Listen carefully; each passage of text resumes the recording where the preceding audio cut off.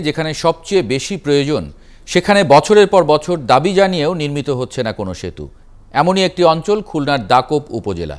সেতুর অভাবে দীর্ঘদিন ধরে দুর্ভোগ পোহাচ্ছেন উপজেলার ৬টি এলাকার মানুষ। নানা প্রয়োজনে বিভাগীয় সদরে আসতে যেতে সবচেয়ে বেশি কষ্ট পেতে হচ্ছে রূপসা, ভৈরব ও ১৮ বেকি নদীর পাড়ের মানুষদের। রকিবউদ্দিন পান্নুর প্রতিবেদন। খুলনা জেলা স্কুলের পঞ্চম শ্রেণীর ছাত্র জিশান থাকে সিংহের চরে।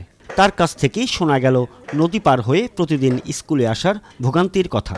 আর এর সাথে যোগ হয়ে তার মা সেলিনা আক্তার জানান তিনিও এভাবেই স্কুল জীবন পার করেছেন। পরীক্ষা থাকলে অনেক সময় যে ট্রলার থাকে না, তখন পরীক্ষা যেতে দেরি হয়ে যায়, তারপরে পরীক্ষার টাইমটা পাওয়া যায় না বেশি। তো রাস্তা পাকা হয়েছে, আগে পাকা ছিল না, তখন রাস্তাঘাটে মানে খুবই চলাফেরার জন্য খুবই অসুবিধা হতো, ট্রলার পাওয়া যাইতো না, ঝড় বৃষ্টি হলে স্কুলে যেতে পারতাম না। একই রকম ভোগান্তির কথা জানা গেল বেসরকারি কলেজ শিক্ষক লাইলা নাসরিনের মুখে।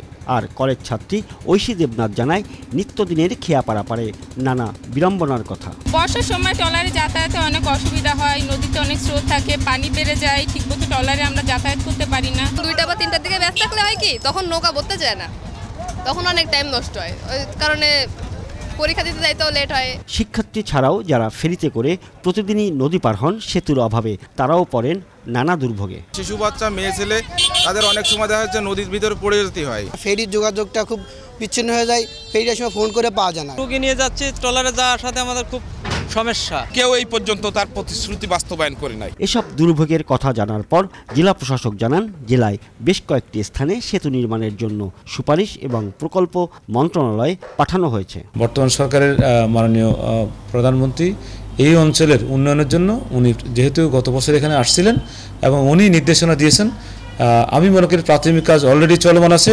চূড়ান্ত পর্যায়ে অস্থির হয়ে যাবে। উপকূলীয় জেলা হবার কারণে খুলনায় ছোট বড় নদীর সংখ্যা অনেক।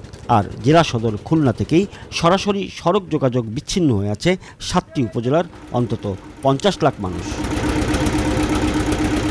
রকিবউদ্দিন পান্নু, 71, খুলনা।